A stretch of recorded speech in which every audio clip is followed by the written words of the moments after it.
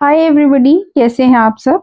तो आज से हम स्टार्ट कर रहे हैं JKCSR Jammu and Kashmir civil services regulations and here will be covering the numericals part. तो सबसे पहले हम सिलेबस समझ लेते हैं कि इसमें हम कौन कौन से टॉपिक्स कवर करेंगे। So first we have is the joining time which is an important topic often asked in the exams. दूसरा आपका है पे फिक्सेशन, जिसमें हम पढ़ेंगे प्रमोशन के बारे में, how to fix the pay then if a person is promoted और गिवन एन एडिशनल चार्ज। और प्रमोशन का ही यहाँ पे मैंने थोड़ा सा लिखा है, दो तरह की होती है, फंक्शनल और नॉन फंक्शनल। देखिए, फंक्शनल प्रमोशन वो होती है जहाँ पे आपकी डेजिग्नेशन चेंज हो जाती है और आपकी सैलरी भी चेंज हो जाएगी। और नॉन फंक्शनल है जहां पे आपकी डेजिग्नेशन नहीं चेंज हो रही बट आपकी सैलरी बढ़ जाएगी। तो it is an in situ promotion. तो we have non functional and functional.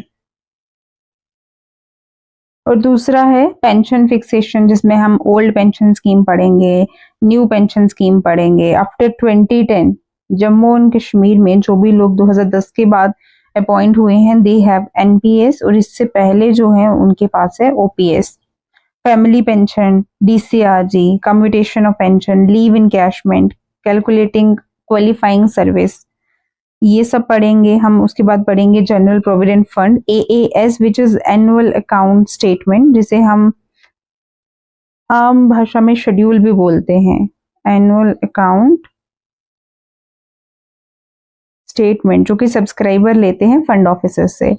Advance क्या होता है, इसे रिफंडेबल भी बोलते हैं। विड्रॉल क्या होता है, जैसे नॉन रिफंडेबल बोलते हैं। What are the eligibilities.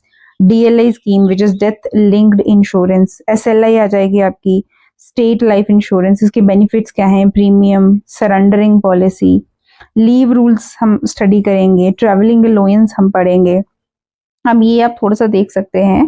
देखिए, GPF और SLI दोनों इंपॉर्टेंट हैं but GPF is more important because it is asked more in the exams. अब आपके लीव रूल्स भी इंपॉर्टेंट है और TA which is the travelling allowance, it is also equally important. And then आपके 5 questions आते हैं exam में and all 5 are compulsory. Now this I have written the transport allowance. Okay, it is regular allowance. This is important. Non-functional promotion. देखिए, यहाँ पे आपकी designation change नहीं होती और एम्प्लॉय जो है उसको सिर्फ मॉनेटरी बेनिफिट्स मिलते हैं प्रमोशन के विदाउट चेंजिंग हिज डेजिग्नेशन। तो अगर आपकी डेजिग्नेशन चेंज नहीं हो रही, इसका मतलब you are not even given additional responsibilities, क्योंकि जब आपका रैंक बढ़ेगा तो आपकी रिस्पॉन्सिबिलिटीज भी बढ़ेंगी। तो ये नहीं बढ़ रही तो आपकी इन सीटू प्रमोशन जो है वो होती है नॉन फंक्शनल प्रमोशंस में। तो देखिए, अब हम जो करेंगे that is joining time and it is treated as on duty. तो ज्वाइनिंग टाइम आपके आर्टिकल 91 से लेके आर्टिकल 106 तक जो है वो JNK-CSR में दिया गया है। और ये कब कब अलो होता है, ज्वाइनिंग टाइम कब दिया जाता है। देखिए, एक तो फर्स्ट कंडीशन है कि जब किसी की पहली बार अपॉइंटमेंट हो रही है तो उनको ज्वाइनिंग टाइम मिलेगा। So when an unemployed person is appointed for the first time, तब उनको मिलते हैं 21 days. I have written here. तो पहली बार जब आप ज्वाइन करते हैं अपनी प्लेस ऑफ पोस्टिंग में तो आपको 21 दिन मिलेंगे ज्वाइनिंग टाइम। दूसरी कंडीशन है जब एक ऑफिशियल ट्रांसफर होता है from station A to station B, तो आपको ज्वाइनिंग टाइम मिलेगा इस प्लेस को ज्वाइन करने के लिए। और ज्वाइनिंग टाइम हमेशा याद रखिएगा तभी दिया जाता है if the official is transferred in the public interest. This is important. Public interest में अगर किसी की ट्रांसफर हुई है तो उसको ज्वाइनिंग टाइम मिलेगा। तो इसका मतलब है कि अगर ज्वाइनिंग टाइम इन कंडीशंस में दिया जाता है तो there must be some conditions जब ज्वाइनिंग टाइम अलो नहीं होता।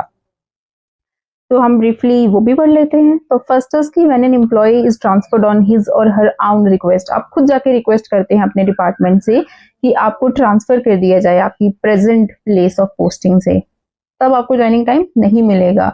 या फिर म्यूचुअल ट्रांसफर हुई है। म्यूचुअल ट्रांसफर क्या होती है, देखिए ये आ जाएगा आपका एक काइंड ऑफ स्वैपिंग। एक एम्प्लॉय आपका जम्मू में है, एक श्रीनगर में है, और वो म्यूचुअली डिसाइड करते हैं और जम्मू वाला श्रीनगर पोस्टिंग लेता है रिक्वेस्ट पे और श्रीनगर वाला जम्मू पे। तो this is a mutual transfer. इस कंडीशन में भी आपको ज्वाइनिंग टाइम नहीं मिलेगा। या फिर थर्ड है as a measure of penalty.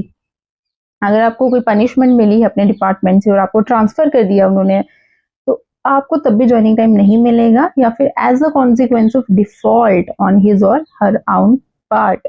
तो अब इन कंडीशंस में ज्वाइनिंग टाइम क्यों नहीं मिलता, दिस इज द क्वेश्चन। तो हमने अभी पढ़ा था ज्वाइनिंग टाइम मिलता है आपको पब्लिक इंटरेस्ट में। तो आप ये रिक्वेस्ट कर रहे हैं अपने डिपार्टमेंट से कि मुझे ट्रांसफर कर दीजिए, तो यहाँ पे आपका पर्सनल इंटरेस्ट इन्वॉल्व है, पब्लिक इंटरेस्ट नहीं इन्वॉल्व है, तो इसलिए आपको इन कंडीशंस में, ये जो कंडीशंस हैं, ज्वाइनिंग टाइम नहीं मिलेगा।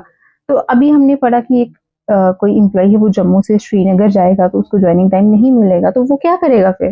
तो इट इज वेरी ऑब्वियस कि वो अर्न लीव ले लेगा, वो कैजुअल लीव ले लेगा, ठीक है। तो इस तरह से वो अपनी न्यू जो भी उसकी प्लेस ऑफ पोस्टिंग होगी उसे ज्वाइन करेगा। अब एक आ गया, अब हम इसी ज्वाइनिंग टाइम में अलग अलग कंडीशंस पढ़ेंगे कि, और हम उनमें न्यूमेरिकल्स करेंगे। जैसे जो हमारी फर्स्ट कंडीशन है कि अगर आपका चेंज ऑफ स्टेशन इन्वॉल्व नहीं है, मान लीजिए कोई इंसान है, कोई एम्प्लॉय है, उसकी ट्रांसफर हुई है और स्टेशन चेंज नहीं हुआ, तो उसको ज्वाइनिंग टाइम कब मिलेगा, कैसे मिलेगा, कितने दिन मिलेंगे? तो चेंज ऑफ स्टेशन हम कब बोलते हैं कि no change of station is involve? When an employee is transferred within the 13 kilometre of radius. तो आपकी अभी प्रेजेंट प्लेस ऑफ पोस्टिंग मान लीजिए ये है ए, मैंने लिख दिया। अगर इसके 13 किलोमीटर रेडियस के अंदर अंदर आपकी ट्रांसफर होती है तो आपको ज्वाइनिंग टाइम नहीं मिलेगा, सिर्फ एक दिन मिलेगा एज अ ज्वाइनिंग टाइम। या फिर आप जम्मू या श्रीनगर में पोस्टेड हैं और म्युनिसिपल लिमिट्स के अंदर अंदर ही आपकी फिर से ट्रांसफर होती है, फिर आपको ज्वाइनिंग टाइम नहीं मिलेगा। उस कंडीशन में भी आपको सिर्फ एक दिन मिलेगा एज अ ज्वाइनिंग टाइम। तो only 1 day is given as a joining time in those condition. तो अगर आपका चेंज ऑफ स्टेशन इन्वॉल्व नहीं है तो आपने 2-3 चीजें याद रखनी है। एक तो आपको सिर्फ एक दिन मिलेगा ज्वाइनिंग टाइम, और उस एक दिन में Sundays are also included. It means कि अगर आप सैटरडे को रिलीव हो रहे हैं तो आप मंडे को ज्वाइन करेंगे, क्योंकि संडे बीच में आता है तो वो आपका 1 day ज्वाइनिंग टाइम काउंट हो जाएगा। अगर आप सैटरडे आफ्टरनून में हुए हैं तो मंडे फोरनून को ज्वाइन करना है। ये आफ्टरनून फोरनून का कॉन्सेप्ट विल स्टडी शॉर्टली। और दूसरा है कि आपके gazetted holidays they are also not included. तो आपके एक तो संडेज काउंट होंगे, दूसरा गजेटेड हॉलीडेज इंक्लूड नहीं होते। और अगर आपका चेंज ऑफ स्टेशन नहीं है तो आपको सिर्फ एक दिन मिलता है as a joining time. This is very important. So yeah I have written the example also. तो ये एक बात याद रखिएगा, फोरनून क्या है? फोरनून आता है आपका 12 बजे से पहले, बिफोर 12 PM फोरनून है, और आफ्टरनून आपका आता है 12 बजे के बाद। आफ्टर 12 PM आपका आफ्टरनून होता है और 12 बजे से पहले आपका फोरनून होता है। और एक और बात याद रखिए, अगर कोई एम्प्लॉय फोरनून में रिलीव होता है, ठीक है, कोई जम्मू में पोस्टेड है और वो फोरनून को यानी कि 10-11 बजे रिलीव हो गया, तो उसकी ज्वाइनिंग टाइम उसी दिन से स्टार्ट हो जाएगा। जैसे कि अगर वो फ्राइडे को रिलीव हो रहा है, वो भी फोरनून को, तो उसका ज्वाइनिंग टाइम फ्राइडे से ही स्टार्ट हो जाएगा। हम उसी फ्राइडे को भी काउंट करेंगे उसके ज्वाइनिंग टाइम में। बट अगर कोई एम्प्लॉय आफ्टरनून में रिलीव हो रहा है, यानी कि 2 बजे रिलीव हो रहा है, फ्राइडे ही लगा लेते हैं, तो उसका ज्वाइनिंग टाइम स्टार्ट होगा सैटरडे से, तो उसको थोड़ा टाइम एक्स्ट्रा मिल जाएगा। तो दिस इज देयर। अब यहाँ पे है कि अगर आपकी चेंज ऑफ स्टेशन इन्वॉल्व नहीं है और if an employee is relieving on Saturday forenoon, तो उनको ज्वाइन करना है सैटरडे आफ्टरनून को। हमने अभी पढ़ा कि अगर आप फोरनून में रिलीव होते हैं तो आपकी ज्वाइनिंग उसी दिन से काउंट हो जाएगी। तो क्योंकि यहाँ पे एम्प्लॉय फोरनून में रिलीव हुआ है तो उसको सैटरडे आफ्टरनून में ज्वाइन करना है। क्यों? क्योंकि ज्वाइनिंग तो सिर्फ एक दिन मिलेगा ना ज्वाइनिंग टाइम, तो बीच में आपका संडे भी आ जाएगा, तो फिर 2 दिन हो जाएंगे। अगर आप मंडे को ज्वाइन करोगे तो that will be very late. इसीलिए अगर आपको चेंज ऑफ स्टेशन इन्वॉल्व नहीं है तो आप सैटरडे आफ्टरनून को रिलीव होइए, फिर आपको मंडे फोरनून को ज्वाइन करना है। बीच में आता है आपका संडे, तो that will be counted as 1 day in joining time. और ये इंपॉर्टेंट है कि अगर आप रिलीव हो रहे हैं फोरनून में तो ज्वाइनिंग उसी दिन से स्टार्ट हो जाएगी। This is very important concept, और please memorize this because it will come handy when we'll be doing the joining time numericals. So second is relieving, अगर आप आफ्टरनून में रिलीव हो रहे हैं तो ज्वाइनिंग जो है that starts from the next day. तो next is that was the if change of station is not involve. अब अगर आपका स्टेशन चेंज हो रहा है, जिसका मतलब है कि आप म्युनिसिपल लिमिट्स के बाहर आपकी ट्रांसफर हो गई, या आप 13 किलोमीटर का जो रेडियस था आपकी प्रेजेंट पोस्टिंग है 13 किलोमीटर रेडियस के बाहर आपकी ट्रांसफर हो गई, तो स्टेशन चेंज हो जाएगा। तो उस कंडीशन में आपको कितना ज्वाइनिंग टाइम मिलेगा? मैक्सिमम ज्वाइनिंग टाइम जो किसी को दिया जा सकता है that is 30 days. Again there is an exception कि कुछ बहुत एक्सट्रीम चीजें हो जाएं फिर आपको ज्वाइनिंग टाइम एक्सटेंड किया जा सकता है, but maximum joining time normal conditions में इज 30 डेज। प्रिपरेटरी डेज ये कंपलसरी हैं, हर किसी को मिलते हैं 6 दिन। तो ज्वाइनिंग टाइम में आपकी दो चीजें आती हैं, एक आता है आपकी ट्रांजिटरी डेज, दूसरा आता है प्रिपरेटरी डेज। ट्रांजिटरी डेज हम थोड़ा ही अभी देर में समझते हैं, और प्रिपरेटरी डेज दैट इज आपके 6 दिन ये आपको मिलेंगे ही मिलेंगे, दिस इज कंपलसरी। तो ज्वाइनिंग टाइम जब भी हम कैलकुलेट करेंगे +6 तो करना ही करना है। Now okay, I have also mentioned about extension of joining time कि कब कब आपका ज्वाइनिंग टाइम एक्सटेंड किया जा सकता है। फर्स्ट इज की रोड ब्लॉक्ड है ड्यू टू लैंडस्लाइड और स्नो, और there is an unavoidable detention. आप ऐसी किसी सिचुएशन की वजह से डिटेन हो चुके हैं जिसमें आपकी कोई भी पर्सनल रिस्पॉन्सिबिलिटी नहीं है, तो उस कंडीशन में आपका ज्वाइनिंग टाइम एक्सटेंड किया जा सकता है। अब देखिए, जैसे मान लीजिए आप कहीं कि हम रास्ते में थे और कहीं भी आपको स्टे करना था, आपको रूम नहीं मिला, या फिर आपकी गाड़ी खराब हो गई, उन कंडीशंस में आपको ज्वाइनिंग टाइम एक्सटेंड नहीं किया जाता। क्यों? क्योंकि वो आपको खुद ये चीजें मैनेज करनी है, राइट?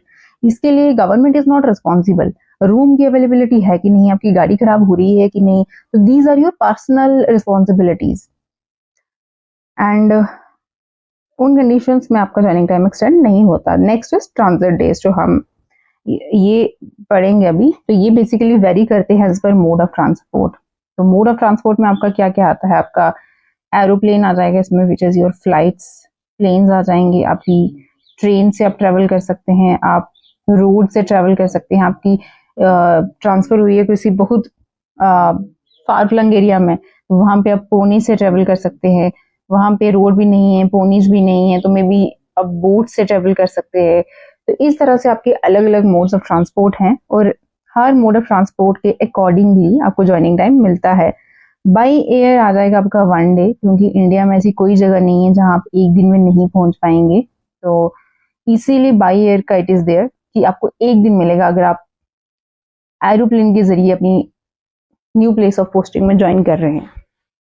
नाउ अगर आप ट्रेन से जा रहे हैं तो 1 डे फॉर 400 किलोमीटर्स और part thereof, that is if less than 400 kilometres then also 1 day. इसको कैसे समझेंगे हम? ये एग्जाम्पल से समझेंगे। अगर आप 300 किलोमीटर मान लीजिए आपका डिस्टेंस है और आप ट्रेन से जाएंगे तो आपको मिलेगा एक दिन। तो हमें याद रखना है पर 400 kilometre you will get 1 day. तो 400 किलोमीटर मिला तो एक दिन, 400 से थोड़ा सा भी अगर ऊपर जा रहा है तो आपको 2 दिन मिलेंगे। यहाँ पे व्हाट मैंने किया है, जैसे 400.05 है तो आपको मिलेगा एक दिन, बट अगर आपका जैसे 400.50 50 से ऊपर जा रहा है तो आपको मिलेगा 2 दिन। जैसे 400.75 किलोमीटर डिस्टेंस है तो आपको मिलेंगे 2 days. I hope you are getting it. तो एक बार फिर से बता देती हूँ। देखिए, हमें सिंपली रिमेम्बर कि अगर आप ट्रेन से जा रहे हैं और डिस्टेंस 400 किलोमीटर है या 400 किलोमीटर से कम है तो आपको मिलेगा 1 day as a joining time. जैसे कि 300 किलोमीटर है तो आपको मिलेगा 1 डे, 400 हो गया तो 1 डे। अगर 400.50 है, राउंड ऑफ कीजिए, 400.50 है तो 1 डे, अगर 400.75 है, 50 से ऊपर चला गया तो 2 डेज। जैसे ये आ जाएगा आपका 401, सिर्फ 1 किलोमीटर यहाँ पे बड़ा है, बट क्योंकि हमने पढ़ा था 400 के लिए 1 है, तो 400 से ऊपर जितना भी जाएगा आपके 2 डे। यहाँ पे हो गया 801, तो 400 के लिए कितने दिन थे? 1, फिर 400 के लिए कितने थे? 2, बट ये 1 है तो इट मीन्स ये 401 है, तो इसके लिए अब आपको मिलेंगे, ये 400 के लिए आपका आ जाएगा 1 दिन, और क्योंकि 1 आपका एक्स्ट्रा है तो यू विल गेट 3 डेज।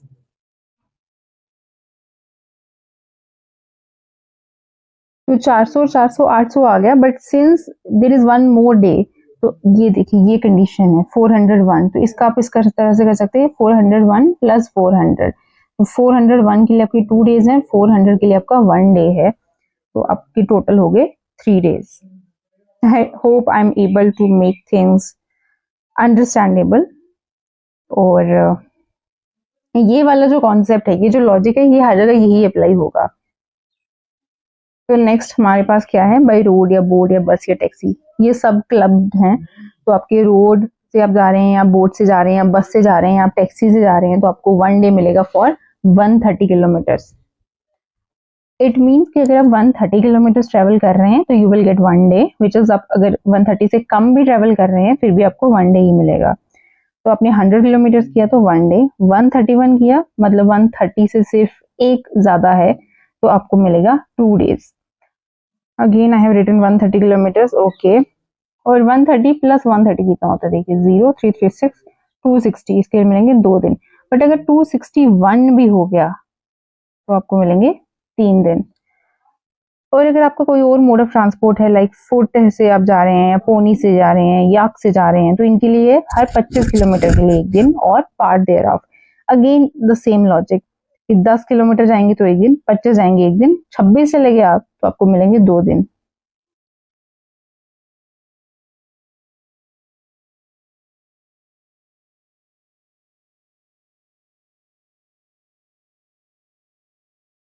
तो ये मैंने शॉर्ट में लिख दिया है and you can take a screenshot also. तो अगर आप एयर से जा रहे हैं, एरोप्लेन से जा रहे हैं तो आपको मिलेगा एक दिन, दैट्स इट। ट्रेन से जा रहे हैं तो हर 400 किलोमीटर के लिए एक दिन, रोड से जा रहे हैं तो हर 130 किलोमीटर के लिए एक दिन, और अदर मोड जिसमें आपका फुट पोनी याक आता है हर 25 किलोमीटर के लिए एक दिन। और दिस इज इम्पॉर्टेंट कि Sundays are not counted here. तो जब आप ये वाला ज्वाइनिंग टाइम कैलकुलेट करेंगे with change of station is involve, तो आपके संडेज काउंट नहीं होंगे। This is a good thing for the employees, और इससे आपका ज्वाइनिंग टाइम एक्सटेंड हो जाता है। और जब हम न्यूमेरिकल्स करेंगे तब हमें ज्यादा क्लियरली समझ आएगा कि कैसे इनको कैलकुलेट करना है। और गजेटेड हॉलीडे अगर आपको बीच में मान लीजिए आ जाता है, जैसे 15 अगस्त है, अगर बीच में आ रहा है तो आप 14 अगस्त को ज्वाइन कर लीजिए, एक दिन पहले ज्वाइन कर लीजिए। और मान लीजिए कोई holiday is declared all of a sudden, अचानक से, पहले तो हॉलीडे नहीं था बट बीच में जाके एक हॉलीडे डिक्लेयर हो गया, तो आपको ज्वाइनिंग नेक्स्ट डे करनी है। आपकी ज्वाइनिंग थी 12 तारीख को, 12 अगस्त को, 12 अगस्त को अचानक से हॉलीडे डिक्लेयर कर दिया गवर्नमेंट ने। अब आप कब ज्वाइन करेंगे, 13 अगस्त को। तो ये यहाँ पे आएगा। और मान लीजिए किसी को 7 दिन मिले थे ज्वाइनिंग टाइम, या फिर 17 दिन मिले थे या 10 दिन मिले थे, तो ये हम ले लेते हैं 10 दिन। 6 प्रिपरेटरी डेज आ जाएंगे, 4 ज्वाइनिंग टाइम ट्रांजिटरी डेज। किसी को 10 दिन ज्वाइनिंग टाइम मिला था और उसने 15 दिन अवेल कर लिया, तो जो 5 एक्स्ट्रा है वो आपके अर्न्ड लीव अकाउंट से कट जाएंगे दिन। और मान लीजिए किसी को 10 दिन मिले थे एज अ ज्वाइनिंग टाइम और उन्होंने सिर्फ 5 ही अवेल किए, 5 बच गए उनके, तो जो अनअवेल्ड ज्वाइनिंग टाइम है वो अंडर लीव अकाउंट में आपकी ऐड हो जाएगा। तो 5 दिन आपके अर्न लीव अकाउंट में ऐड हो जाएंगे और यहाँ से आपके 5 दिन अर्न लीव अकाउंट से सब्ट्रैक्ट हो जाएंगे। तो ये सिंपल है कि अगर कोई ज्यादा ज्वाइनिंग टाइम अवेल कर रहा है तो उनके दिन अर्न लीव अकाउंट से सब्ट्रैक्ट कर दिए जाएंगे, और अगर किसी ने ज्वाइनिंग टाइम अवेल नहीं किया है पूरा तो unavailed days they are added in the earn leave account. This again I have written relieving on forenoon, the joining starts from that very day, and relieving on afternoon, joining starts from the next day. Now in the next class we'll be doing the numericals, and I hope कि आपको चीजें थोड़ी सी at least समझ आई होंगी। And if you still have any doubt please do right in the comment section, and if you have any other feedback write to me in the comment section. I'll be happy to read that. Okay, bye everyone, have a good day.